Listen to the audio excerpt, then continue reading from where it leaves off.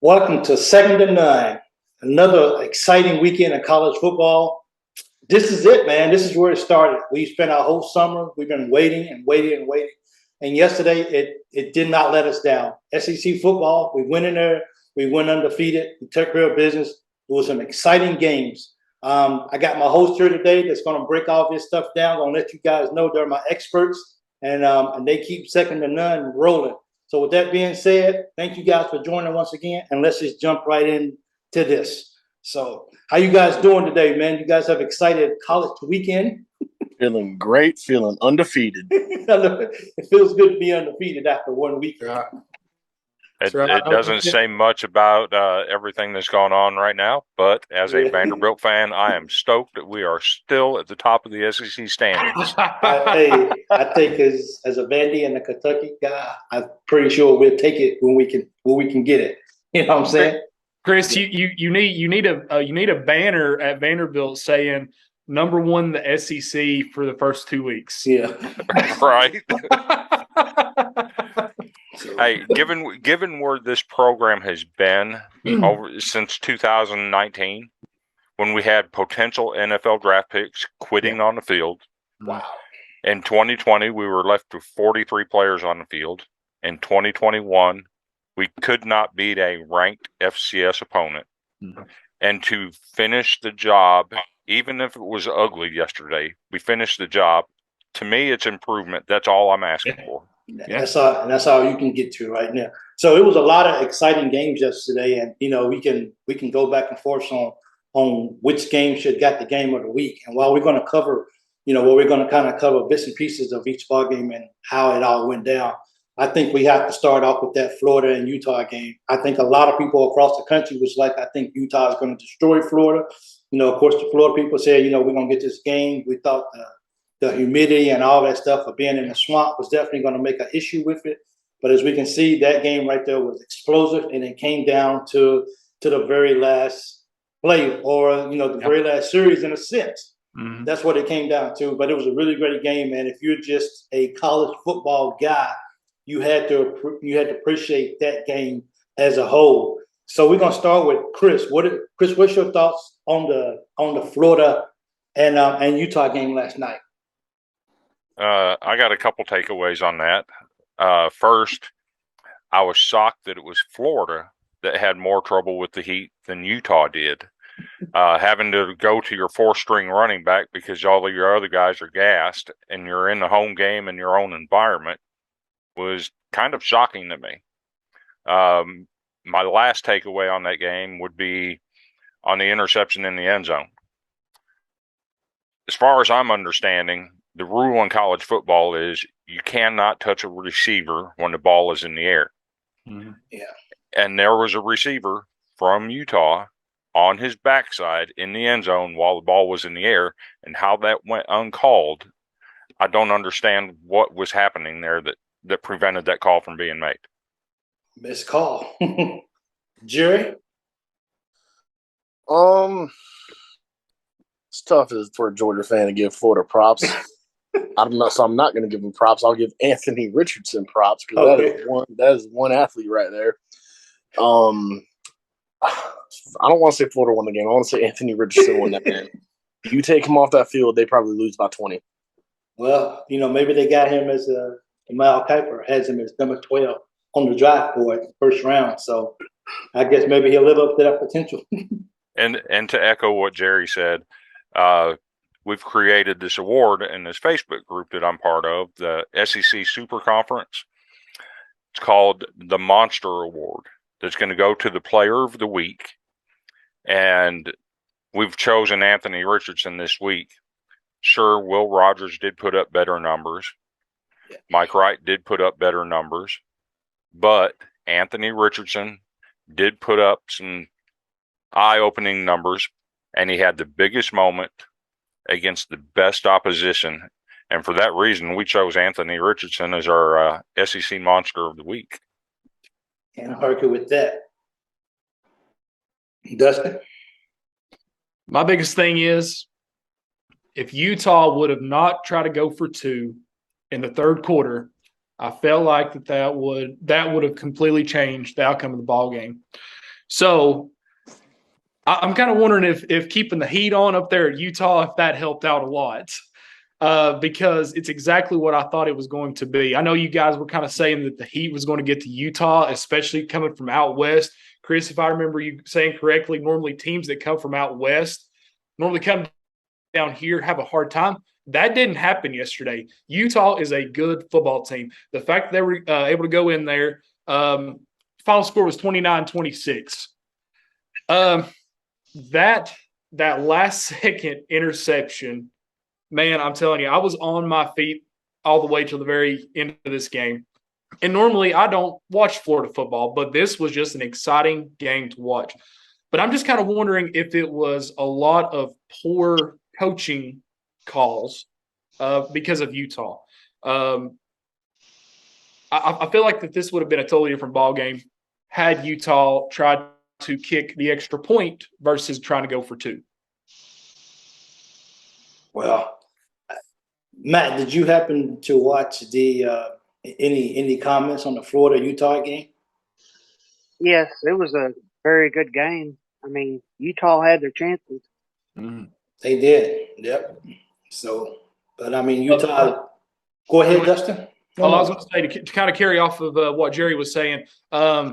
If Anthony Richard would not have been on that, would have not been on the field, Florida would have certainly lost that ball game. Anthony Richardson carried that team on his back, from what I saw last night. I mean, what was it, like a 45-yard run? That was the last touchdown that they scored. My gosh, that kid has wheels. Yeah. And if you don't have a decent run defense, teams are going to have trouble with Anthony Richardson. Unfortunately. I mean, he put up 3 touchdowns. He put up 4 touchdowns, and 2 of those was actually on the ground. So, you know, you got to try to figure out. I got somebody coming in. Oh, is your friend Joe Turner? Dustin? No. I'm not sure who. John Turner. I'm sorry. Okay. Yeah. No. That's not my buddy. No, he never did get back with me. Let me see who this is. John Turner. See who this is, guys. So, I mean, that was a very exciting game, man, and I'm pretty sure that was a big game. What's up? What's up, Wes? There he is. What up? What's up? So, okay, so that was a very good game that I feel like a lot of people actually. Georgia absolutely dominated Oregon last night. And, you know, Oregon had these nice, pretty uniforms. They came and they looked like they was ready to play. And Georgia just looked like a team that was just like that. I don't know. I mean, they just won the championship, and they playing like they got a chip on the shoulder. And so, Jerry, I'll let you start off with that since you represent the Dogs. Woo, where do I start? First off, we got Stetson playing like a true, legitimate Heisman candidate, and there's no one in this country or this conference right here that can say otherwise. Yeah. He played like a true Heisman finalist. Then our rushing game wasn't there. Everyone wants to talk about how bad our receiving is. We had 10 guys with catches, one of them going over 100 yards, and I believe 8 guys with multiple receptions. And a true freshman leading the defense in tackles and assists, and probably he might go coast to coast with the interception of the year. 7 drives, 7 touchdowns to start the game. Didn't punt until halfway through, I think, the 4th quarter. Yeah. So I mean, just mind blowing. I don't know where to go. I mean, you got a dude that's 6'8", probably 270 pounds. Leaping over someone like he's been doing it for 30 years. I mean, no problem at all. Embarrassing people. I mean, and you really didn't even hear from Brock Bowers. Barely saw Reed Gilbert. This team's going to be a problem. It's going to be a big problem. You know, looking at stats and stuff, it's kind of odd that you guys didn't have a runner who had over 100 yards rushing yesterday. The most you guys had was 150 by Milton. So that's definitely different for Georgia. Wesley, what is your thoughts on the Georgia game? How many of those passes were more than 10 yards down the field? That dink and dunk stuff against the real football team is probably not going to work. I think they were impressive on defense. And Stetson made some good plays, but McClunky caught a whole bunch of bubbles and a whole bunch of bad tackling. That ain't a Toa Toa and Will Anderson and Dallas Turner. You ain't getting that. You ain't gonna do that all day against us. So, but we won't see that game until December. So I'll give Georgia their credit. They came out and they did exactly what they're supposed to do. A championship team is supposed to take care of business. They're supposed to go out people's brains in, and that's next on their schedule doesn't have any hope. So Georgia did what they're supposed to do, and they're getting into that elite level status that A&M wants to be in, and everybody else wants to be in with us. But Georgia is the only school, and we watched Ohio State struggle. So Georgia's the only school in America that's got a chance at standing up to us, I think, right now in December. And if we get past Georgia, we're cakewalking the rest of the way. Well, I got you. Dustin, what are your thoughts on that Georgia game?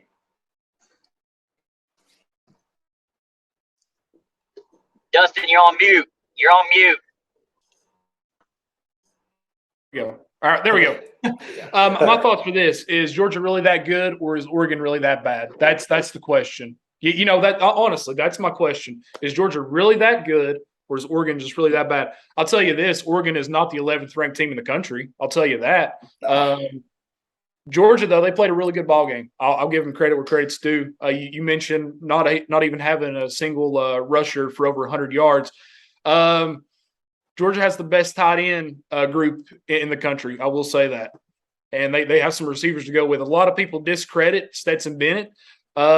Stetson Bennett, he's a good QB. That's my final thoughts on that. Matt?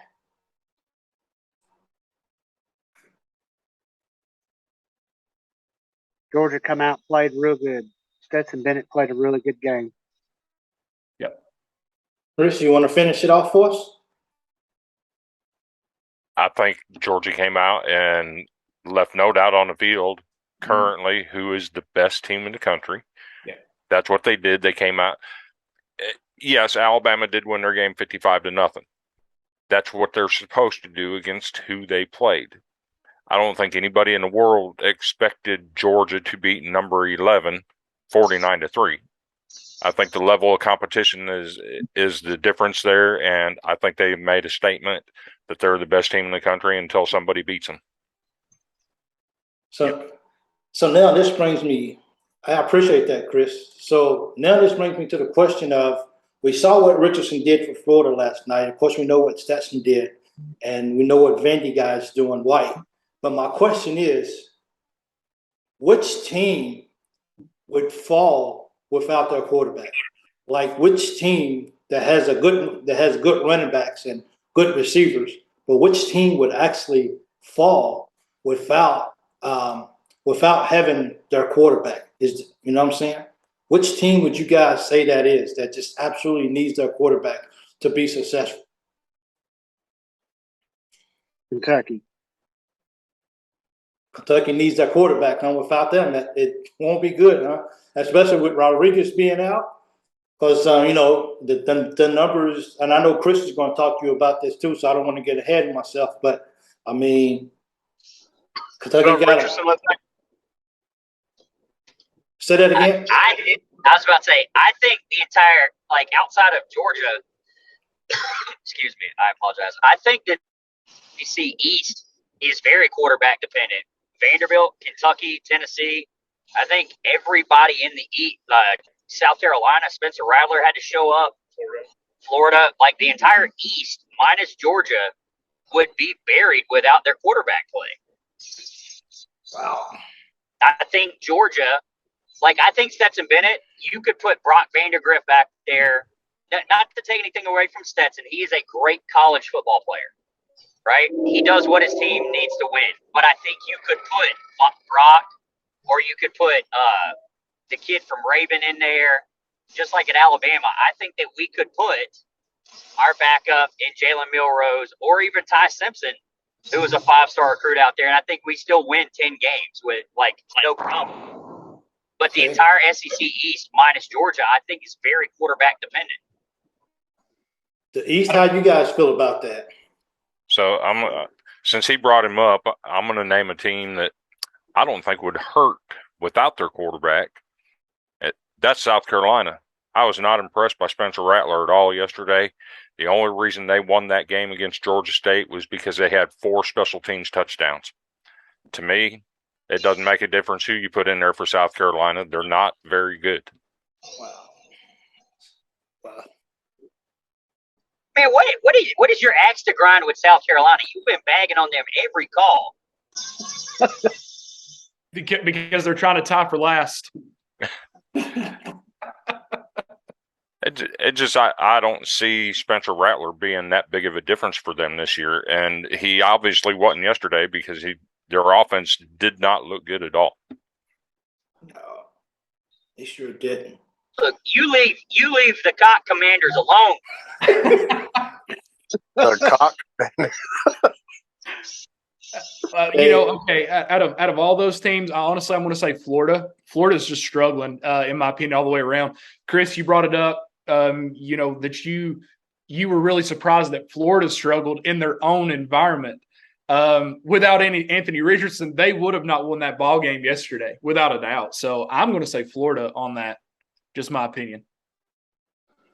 Yeah, but in their defense, though, if you put any other team that any of the rest of us played, Utah, Tennessee played Ball State, Kentucky played Boo Boo State, like all of us outside of like Arkansas and Georgia, we all open against nobodies. Do you think that Tennessee would win against Utah without Hendon Hooker, or Kentucky would win without Will Levis? It took everything Vandy had, and their quarterback showed a lot of poise to beat Elon yesterday, right? So do you think the other schools would win without their quarterbacks if they played good teams? If they played good teams, see that's the thing. I will say this about Milton. He did have a scoring drive. Yes, it's Ball State. Come on, it's a nobody school. But we did have a scoring drive with Milton. He's very strong with his legs. So worst case scenario, we're going to use Jabari Small as our go-to. That's my opinion on that for Tennessee. I think Georgia. I think Georgia's pretty. I think you guys are pretty set with a solid quarterback, and I'm pretty sure that you guys won't have many games without having running backs. So if Stentz is having a bad day, your running backs are definitely going to pull you out because you won't see those running backs with that bad of a game. I'm pretty sure moving forward. Yeah. I wouldn't even necessarily say it was a bad game. I say it's more of a strategy, like it was playing Arkansas last year. We're just going to run it down your throat until you decide to stop us. It's just strategy. Because a running back led us in receiving yards. So our running backs had a really good game. Mm-hmm. Yep. It just necessarily wasn't getting the ball handed to them. Well, whatever they did, it worked. So it was a good strategy. We're them out. Yeah. I was very surprised with that Georgia Oregon score. I really was. I was too. I think Oregon 3 points. That's stout, man. That's stout. Yeah, I think Oregon was pretty shocked by it too as well. Yeah, I think they was. Yeah. So I tend to remember somebody last week and the week before saying that Oregon was going to get drugged. I don't know who that was. I don't know. I think maybe I said 4 touchdowns. We might want to roll the film back. I don't know. Now, Wes, you did say that Utah was going to go in there and get drugged, right? No, I said Utah would lose. Well, I picked the upset. But at the same time, there was a lot of guys that are like, oh, Utah's going to go in there. They're going to struggle with the heat and everything. Chris, he brought up earlier that Utah handled it better than Florida. So maybe the heat on in their facility, maybe it helped. I don't know. Maybe they still came out with a loss, and they're ranked number 7 in America. Number 7 versus an unranked team. But at the same time, though, I think that was poor. That was poor coaching on Utah's part. I feel. But anyway, Well, it looks like Cincinnati, even though they lost the ball game, it looks like they stood up to Arkansas, and they made that a pretty good game. Texas A&M, they didn't look too good the first half. I didn't even, after a while, I just turned that game off. Of course, they shut them out, but they didn't look all that great. And Mississippi State, they took care of business as they should have. Vandy, let's talk about that Vandy game, because that Vandy game could have easily got away from those guys at the end. How do you think Vandy pulled out that game, man? We had to rely on our quarterback. He's the one that made the plays. What I look at is improvement. 1 year ago, we couldn't beat a ranked FCS opponent. This year, we finished the deal.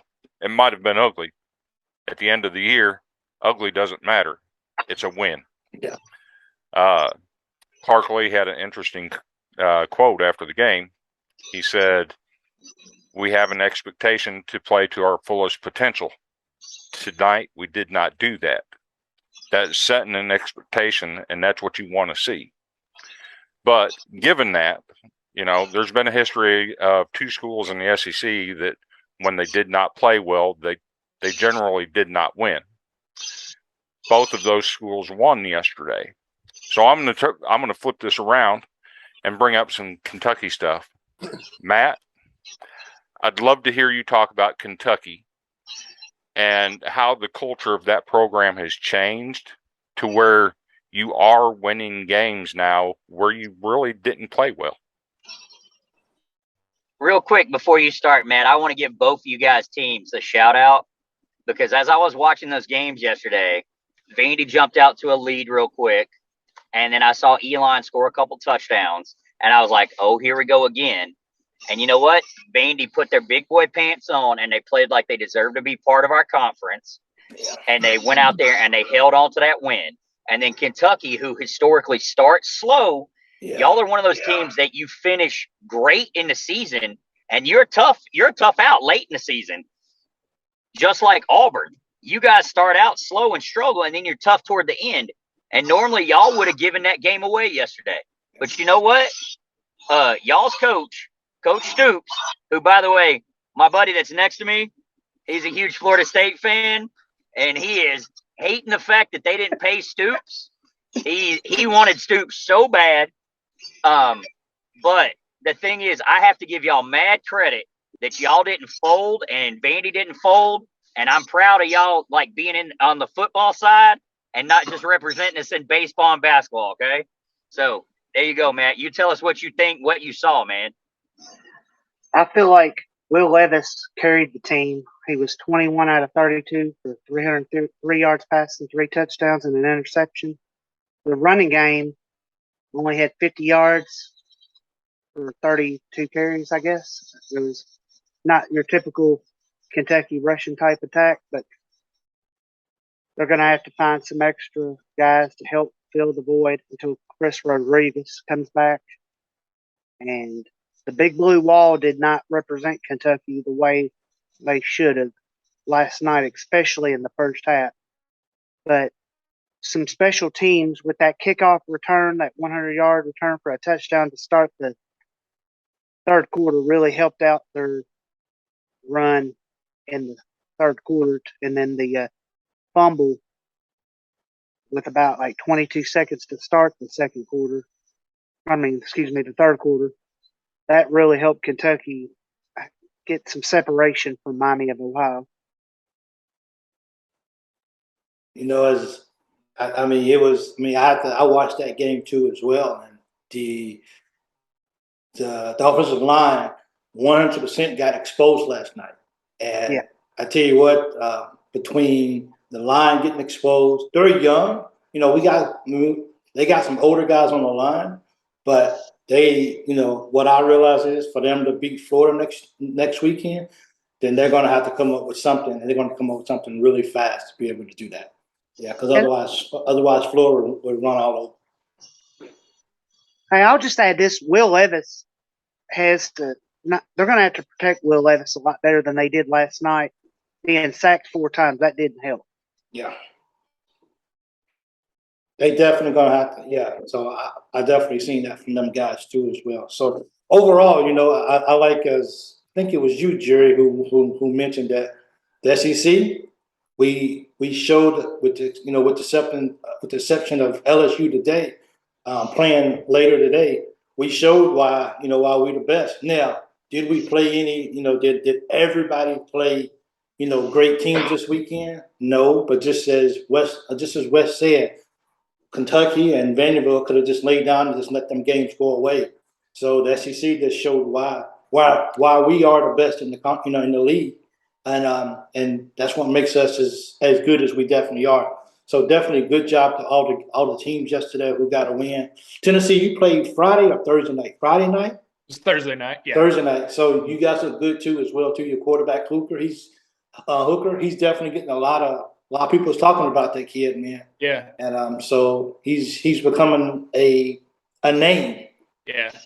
So Are you ready for Hooker for a Heisman, right?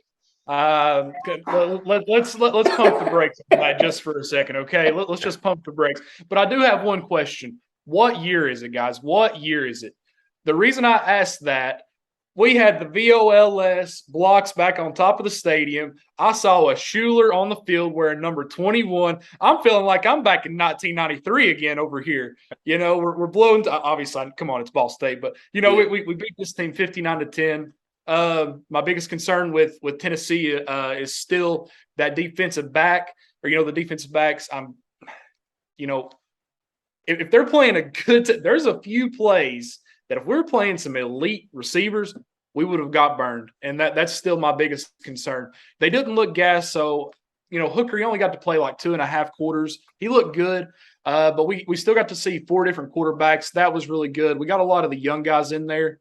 We got to play the third string, so it was really good to get to see some of the young guys play. So overall, really good win, I feel like, for Tennessee. Good start. To your point about your secondary, yes, I have a Torrance Russell that I will absolutely trade you 100%. You cannot get away with 5 defensive pass interferences on one player, especially when a team like Elon is making circus catches all over the field. Yeah, and like Wesley said, that's a game where Vanderbilt could have actually hung their heads. I'm glad they didn't. Yeah, but the bigger point is, I got a cornerback. I'll trade you for anybody you got on your field all day long. I think it's just a lot of unfortunately some inexperience on the Tennessee defensive backs there. We lost our biggest leader last year, Alontae Taylor. That was our biggest guy for our defensive backs. So unfortunately we lost him. I hate that, but we got to have some guys step up on that defensive back side. Our front four look decent. They got some they definitely got some pressure on the quarterback and in the backfield. I had some question marks on the offensive line. Hooker had plenty of time to throw. Milton had plenty of time to throw. We got plenty of rushing yards. Jabari Small looked good. Did you guys see that photo that I sent whenever Milton threw that pass to Jimmy Holiday? Son, his hand, I mean, I don't know if y'all heard that. I don't know if you guys watched the game. But, buddy, whenever Milton threw that pass to Jimmy Holiday, you could hear that ball pop in his hands. Man, I'll see that picture. He puts some heat behind those balls that he throws, and that's just I don't think he realizes just how strong he really is. That's a big time quarterback. He's a big guy. I mean, he's big for a quarterback. He's big. Yep. He is. Well, guys, the big news this week, and everyone kind of seen it coming down, is the new playoffs rules. So with that being said, Jerry, I'll start with you. What's your thoughts on the new playoff systems and how it looks moving forward? Jerry, you're on mute. You're on mute. Jerry's so mad he can't even talk. You hear me? There you Yeah. go. Yeah, there you are. Yeah, you There good. we go. There we yeah, try again. I absolutely love it. You get to see some teams that you've never seen. You get to see you get to see a team. So dating back to when the playoffs started, I went back and I made a list of every team that would have had an appearance, a home game, how many times they've been in, etc. This, that, and the third. You would have gotten to see Coastal Carolina make the playoffs. You got to see Kansas State in a playoff game. You would get to see TCU, Florida, Ole Miss, Baylor. All these teams. I mean, I got a list of probably 25, 30 teams that would have got to participate in the playoffs. Just that alone, I feel like how many of these teams would actually have a legit shot to win? Different story. But you get to see things you've never seen versus it being Alabama and Clemson, Alabama, Georgia, Ohio State, and Clemson. I mean, just it's the same 4, 5, 6 teams every year. So if you add in a Colorado, would have got a playoff appearance. How crazy is that? It's trash, is what it is. So it's trash. Jerry, It's absolute trash.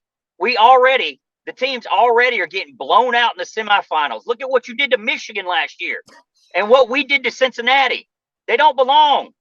We're blue bloods. You're nouveau riche, but we're blue bloods. The LSU's, the Alabamas. Like, dude, look, you gonna put Coastal Carolina in there against Alabama? The hell do you think's gonna happen? Kids are gonna get hurt. They're gonna hurt their feelings. They're gonna shut down programs. This is trash. Like, Cincinnati got held to 89 yards in the first half. 62 of those came on their first drive. They had 9 drives for 20 fucking yards. Like, come on, man. Nobody wants to see that. The playoffs are already getting bad ratings. The ratings are terrible for the playoffs. What do you think they're going to be when Alabama curb stomps Coastal Carolina, or Georgia runs into Iowa State? So I'm gonna throw a little different take out of here. In the early 2010s, you had an undefeated Boise State playing an undefeated TCU in a Fiesta Bowl. People went to prison for that mess because they kept those two teams out of playing Alabama for a national championship. Either one of them could have beaten Alabama that year. You had the number 2 defensive team in America and the number 1 team that was defensive team in America. They both could have beaten Alabama that year. My whole take on this is you can't tell them kids that they don't deserve a chance just because you think they're going to get their feelings hurt. It's not a thinking. Like, what is the best predictor of future results? It's People previous results. But people Look at going what to prison happens keep the Heisman contender Jared Zambransky rolls into Georgia, by the way, remember? Yep. 6 turnovers in the first half, and they got drubbed. Boise State, by the way, last night lost to Oregon State. It's a different team this year. This isn't the same thing as what it used to be. You have to give these people a chance. So how many chances do they need? We gave them a chance last year and they got embarrassed. Do we keep doing that? Do you want it to turn into the NFL where the regular season is devalued and you've got a 9-7 team that happens to get hot like the New York Giants and wins the Super Bowl? Do you deserve to play for a national championship when you won the MAC? Or when you won let's be honest, when you won the Pac-12, look at what the SEC did to the Pac-12 yesterday. The best the Pac-12 had to offer went in to a second-tier SEC school and lost. Let's be honest, Florida is not in the same class with Georgia and Alabama. They're barely in the same class with Tennessee and Arkansas. That's the best they had to offer. Those are fair arguments. However, if you don't want these teams included, then don't be padding your schedule by giving them payout games early in the year. If you don't want them included, don't play them at all. So our coach, by the way, I don't know if you've noticed, but Nick Saban for 10 years has been saying we should get rid of them and go to 9 conference games. And we will. We will be going to 9 whenever Texas and Oklahoma comes in. So I have no problem with that. Remember, in 2020, we played an all SEC schedule and we dominated the SEC. And then look what happened. The SEC still went out and beat the brakes off of other schools in the playoffs and in the bowl games. That's why historically, if you look at the bowl, like the bowl matchups, you realize like the SEC, we send like our 4th rated team to play the other conference's 1st and 2nd teams. It's always been that way. Go look at the matchups historically. It's always been SEC, SEC 5 versus Big Ten 2. Okay. That's the reason the talent level, when you put 70 dudes in the NFL in every draft class, I'm sorry, you got me heated on this one. The playoffs, Right. I've been fighting over this one for years. It is trash. The NFL's model is trash. That do not muck up my college football with your trash. Just because everything else is broken, don't break the one thing that I have that I still love, that is still holy. I'm just of the opinion you can't tell an undefeated team that they don't deserve a chance to play for a championship. Well, okay. There's just something wrong with that mantra. Okay, here's my take on it. Are there going to be a lot of kids to opt out of these bowl games, of these playoff games, because they know they have NFL hopes and dreams and they have a legitimate chance at the NFL? Are they going to play those last few games? And then the next thing, obviously, yes, it's going to bring in more money, but that's what, in my opinion, that's what college football is becoming. It's already a $1 billion industry. How much more money do you need for college football? There's going to be a lot of kids, in my opinion, possibly getting hurt. That's my biggest concern. Yes, you're giving an opportunity and a chance to these teams of maybe lower conferences that maybe normally wouldn't have a chance. Like Wes just mentioned, look what Alabama done to Cincinnati. Michigan is that's a legitimate team in the Big Ten. At the end of the day, the Big Ten and the SEC, those are the two major conferences. I really don't see a point in bringing in American Conference, Pac-12, Conference USA. I really don't see, because it's not the same. It's not the same type of competition everywhere else versus Big Ten or SEC. That's my take on it. To Dustin's point here, I just pulled up the top one, the strength of schedule for every team in America. Uh-huh. All right. So let's see. In the top 10, we have number 2, Vanderbilt has the hardest strength of schedule. Arkansas, Auburn, Mississippi State. Hey, Boise State has the 5th strength of schedule. And guess what? They just got curb stomped by Oregon State. Not Oregon State in Corvallis. Yeah. You go, we can't. South Carolina's number 14. Colorado State, by the way, they're one of those non-power 5s, and they just got killed by Michigan. Texas A&M, Georgia Tech, Georgia Southern, and they lost to the South Carolina team that you said's trash. Florida State, who's going to get curb stomped tomorrow or tonight. Like, I can't even find another one of these teams that has a shot that even can go undefeated that you could talk about in the top 50 strength of schedule. So going undefeated in the MAC, the MEAC, whatever weak conference you're in. Sorry, I turned my video off, but like they're not equal, and you know that, Vandy.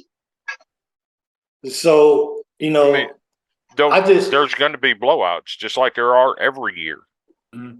It's going to happen. There shouldn't be blowouts in the semifinals or in the playoffs. But there are every year, no matter who plays. And to Jerry's point, that is a myth that the 4 same teams have been in there every single year. There's never been 4 exact teams. Yes, you've seen a lot of the same teams, but there's never been the same exact 4 teams since the inception of the playoffs.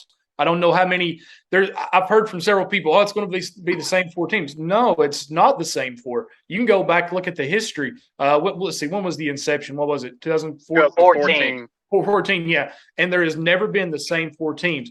What do you do? What do you take? Do you take the top 2 teams out of every conference? Do you look at the top 4 in the SEC and then the Big Ten, and right there that's automatically 8? Do you look at Conference USA? How do you determine what the top 12 teams are? because not everybody is going to have a 12-0, 11-1 record going into, and then on top of that, what's it going to be going to? 16 games a year?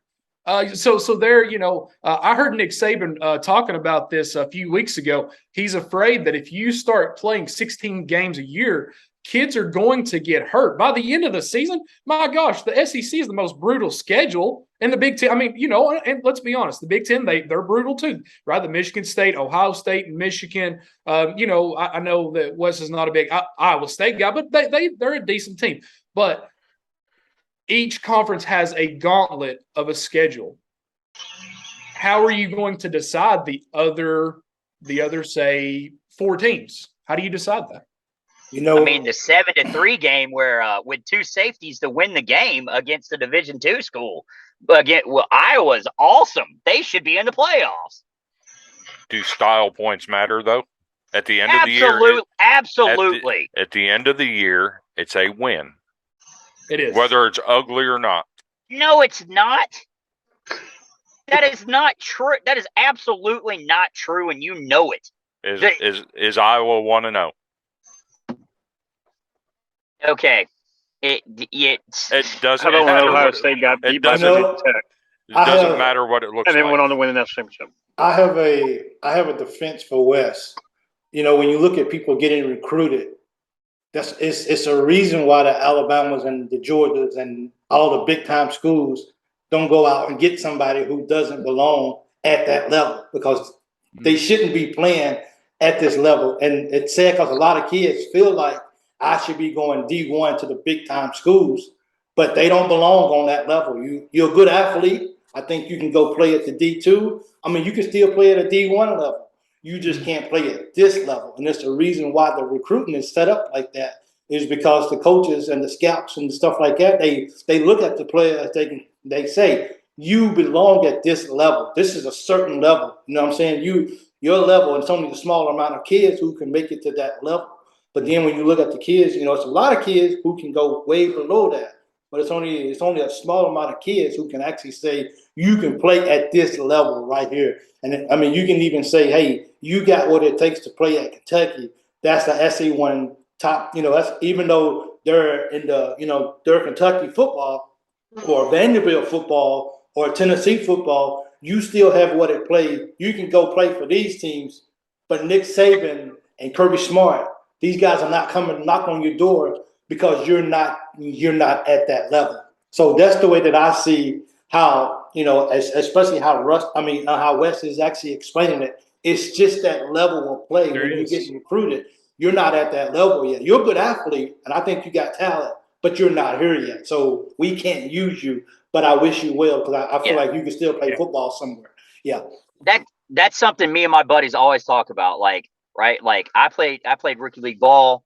I will never say a guy playing Division I football, the words "you suck" will never come out of my mouth, because that kid was all conference, all state, all region, all county, somewhere.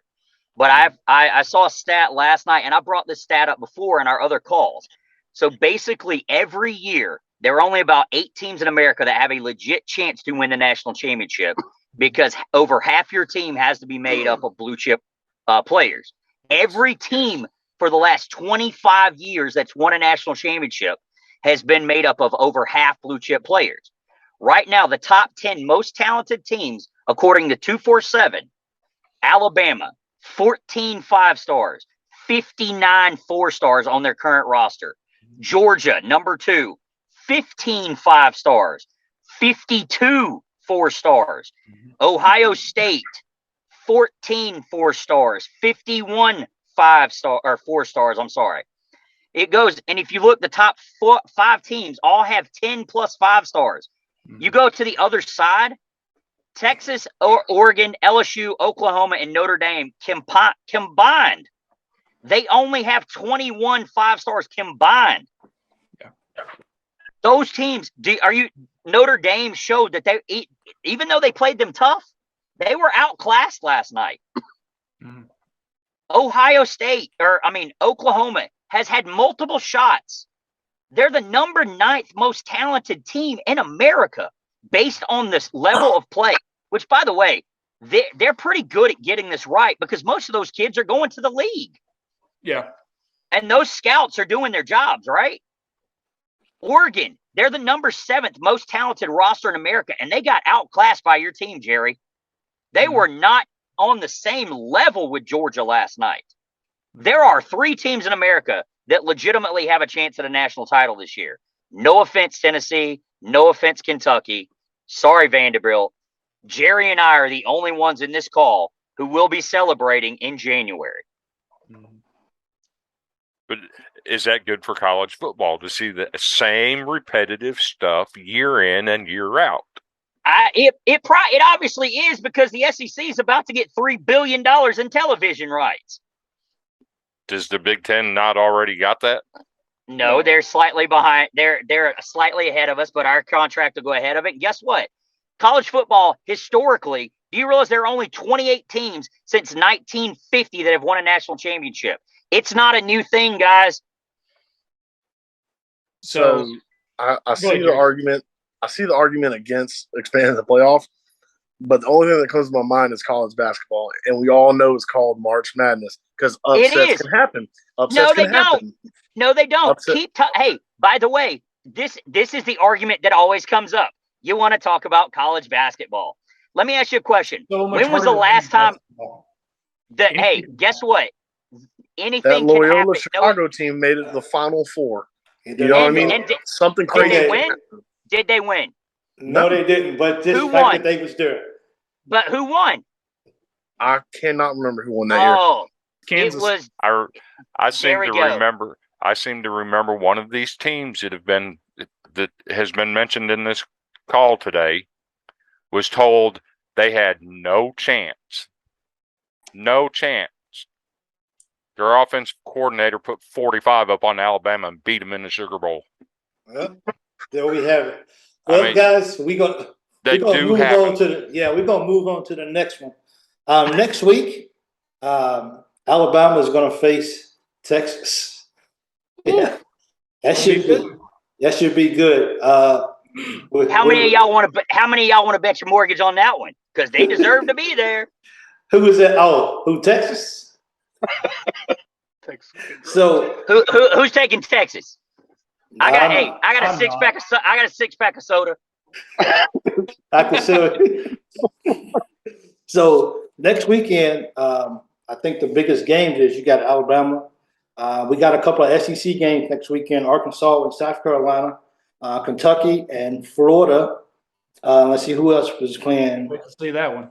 Yeah. So Vandy, you guys are going to have your hands full next week.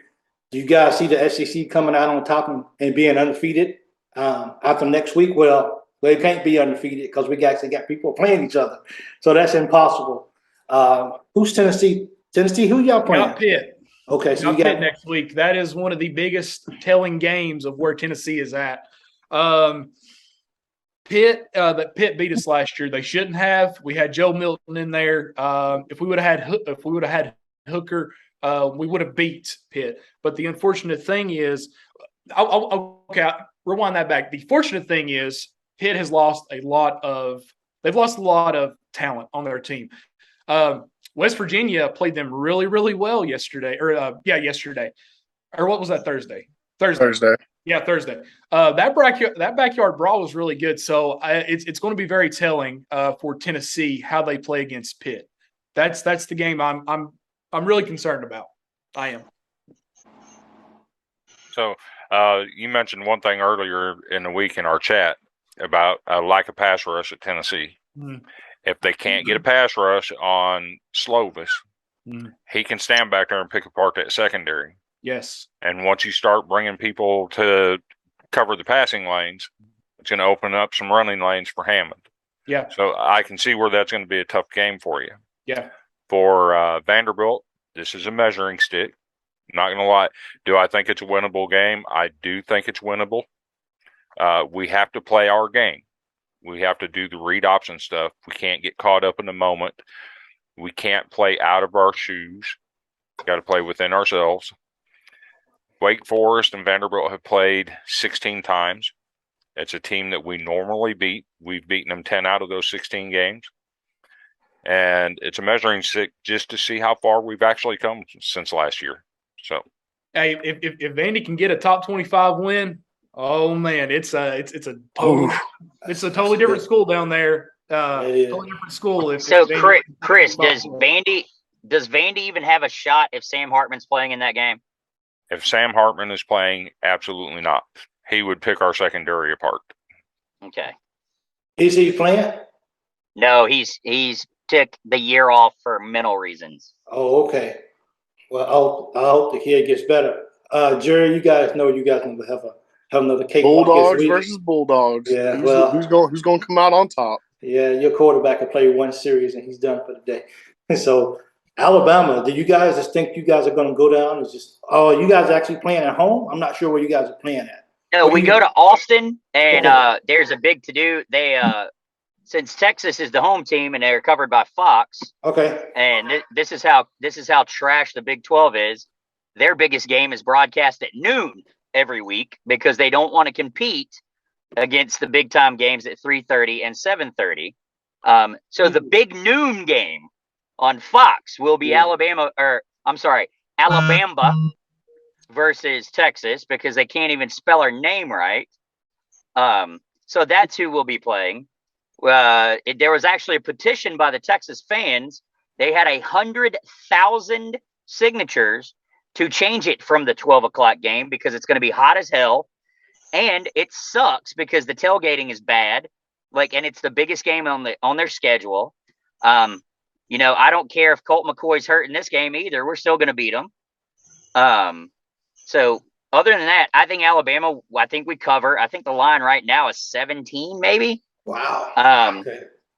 So I think we cover that line.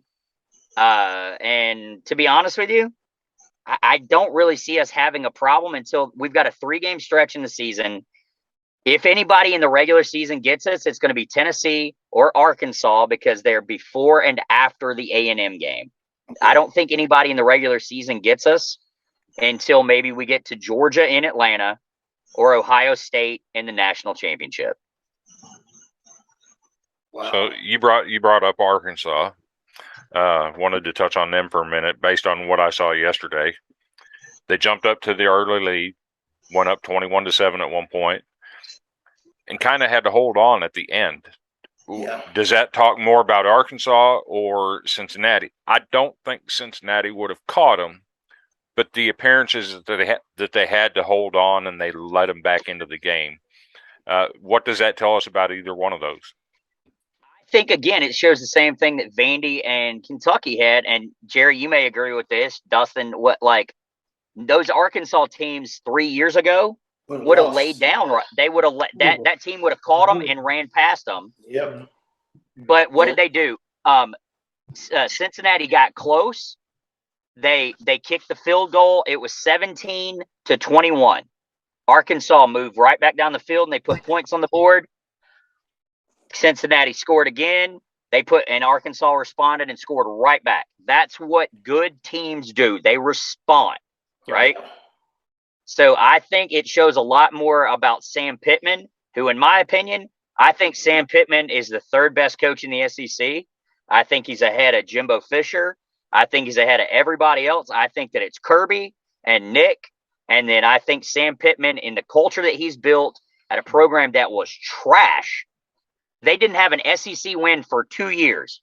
Yep. They pulled some Vanderbilt stuff right there, right? And they're a big-time football school. They have turned it around, and the expectations are 10 wins, or they had a bad season, just like Mark Stoops is doing over there. No offense to Stoops. I think he's the fourth best coach. Yeah, I got that flip-flop. I got Pittman as fourth right now because how long Stoops has been doing it. He's been building that for a while. Yeah. Speaking of Kentucky, Matt, does Kentucky go down and beat Florida this week? Well, Kentucky's an underdog at Florida.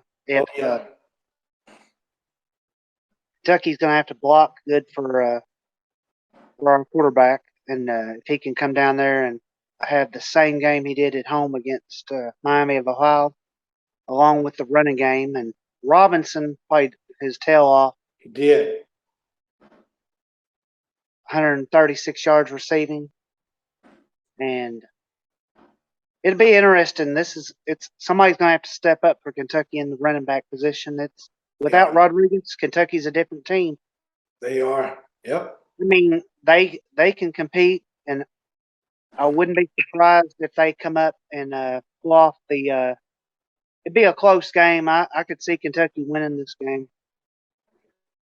Well, I think- it's going to be a dogfight. Yeah, I think Kentucky gets this ball game against Florida. Defensively, Florida did not look good at all. They didn't against the Utah team. I think Kentucky gets this ball game, and I think this is going to determine the East.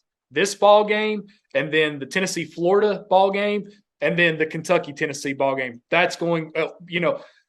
I know Georgia is above everybody else. And if I've always thought, second place is the first loser. That's the way I think of it. But Kentucky, Tennessee, and Florida, they're all fighting for the East right now. That's what I feel like. Well, Georgia than everybody else in the East. Yeah, I mean, it's respect to Georgia for what they're doing. So with Kentucky, there's a freshman at Kentucky. He's listed as a wide receiver. I got to enjoy watching him 3 or 4 times last year in high school. Played some running back. His name is Barryon Brown. Is there any chance of them possibly moving him around and using him in the run game a little bit next week? I sure do hope so. So I have a question, and nobody's touched on this yet. So there are a couple of poor Missouri. They're not part of the team. They're not part of the conference. Again, I think they're the dude that sneaks into our party, tries to drink our booze and steal our girls that we didn't invite. But did anybody see the 5-star receiver from Missouri that crushed this past weekend, by the way? I didn't. No, I didn't even pay attention to the Missouri score. So they have a 5-star receiver who chose them between Alabama. They had him in the Wildcat. Do what? I think his name Luther Burden, isn't it? It is Luther, and Luther had 3 touchdowns, and look, he looked every bit of the part as one of the best receivers in the SEC, and he's a true freshman. I'm just trying to touch on some of the other teams. I know there's 5 of us in here. Yeah. So Missouri, they didn't look good, but they also didn't look bad, right? They looked like they could be part of the party. And the other game we haven't really touched on, the LSU Florida State game. I'm excited. How big of a game is that going to be tonight? That's very telltale for both programs.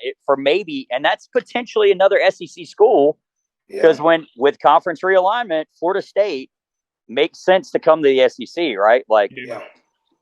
And the fact that I know Kentucky fans don't want to hear this, Mike and Matt, but we both know that if Mike Norvell gets fired, we both know Florida State might back that Brinks truck up for Stoops, who's got ties back up. Stoops ain't going nowhere. Hey, do you say that confidently, or do you say that as I hope Stoops ain't going nowhere?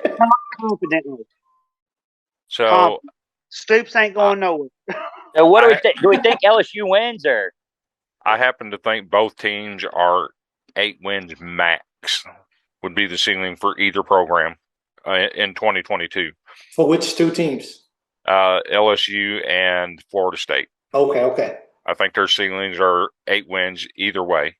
So I also believe that if Florida State does not win more than 6 games, that Deion Sanders will be your next coach at Florida State.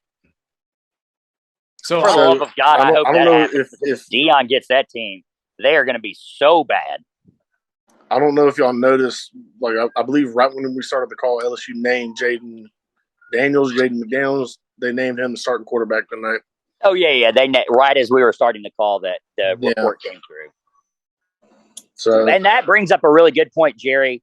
What do you think about a lot of these coaches not putting out depth charts or injury reports this season? I don't think it has that big of an effect. That was actually one of my questions. They were wondering who's going to start for Oregon. I'm like, dude, it's going to be Bo Nix. He has the most experience. Yeah. Really don't think it affects how you game plan, especially if Obviously, I mean, it's that, something that that ambulance Kirby. behind me, they must feel bad for Florida State. They're going to help them. So you really don't think that affects like how you prepare, like the difference between a pocket passer or like a running pass. Like, I mean, the Georgia guys straight up said this. Like, you go back and listen to when Alabama both years when they switched from Jalen to Tua, and then the next year when they switched from Tua to Jalen, they said they weren't prepared at all because they expected Tua to play. But isn't that a failure on a coaching staff, though? If you know you have an opposing team that's got two different styles of quarterback, you got to prepare for both of them. Yeah. But Chris, as a student athlete, you're only allowed to practice 20 hours a week. You've got to prepare. You still get all your film time, though. Do what? You still get all your film time that you got to watch film on these guys. Yeah, but you have to know film.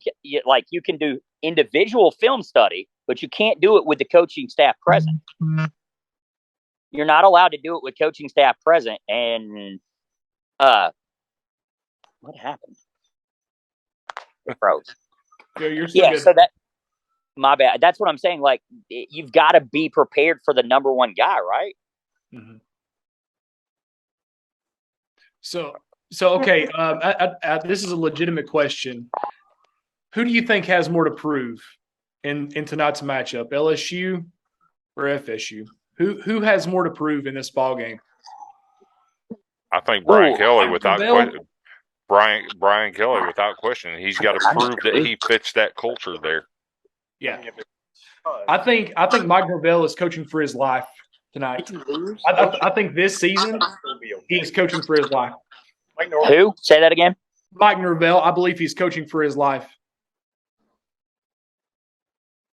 Yeah, I agree with that 100%. Yeah. Mike Norvell is trying to save his job. Yeah, the question was, who do you feel like has more to prove? Do you think Brian Kelly or Mike Norvell? I feel like Mike Norvell does.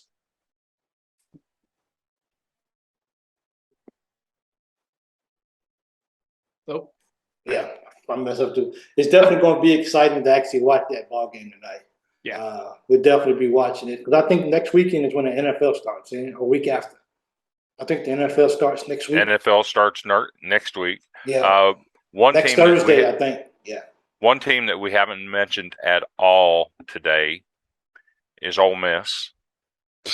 I kind of felt like they were going to struggle without Matt Corral and some of the losses they had on offense last year. Yes. And to me, they looked like a team that is actually very beatable. They didn't look like a top 25 team to me. What did y'all think? If Kentucky can get past Florida, they get past their other schedule, they play Ole Miss their sixth game of the year, they go down to Oxford, Mississippi, that'll be a great game. I feel like Kentucky can go into Ole Miss and put up the points to be competitive with Ole Miss. I tell you what, if Kentucky can go down and beat Florida next week, that would definitely set the tempo for Kentucky moving forward. I don't think it's, do you think it'd be something that would be like, well, we got to beat by Florida, so let's just pack it up for the year, or do either way? I think if Kentucky can go down and get a win and gets Florida next weekend, then I really thought that I really think that can be something good for those guys moving forward. So, but hey, thank you guys, man, for a great show today. Wes, thanks for coming on. I know you was kind of busy, but thanks for jumping on while in the car. I'm not sure what Jerry. Sorry about that. I was on the way home from golf. Oh, that's okay. I just appreciate you coming in. Thank you, Matt, for talking today. We appreciate that on behalf of Chris.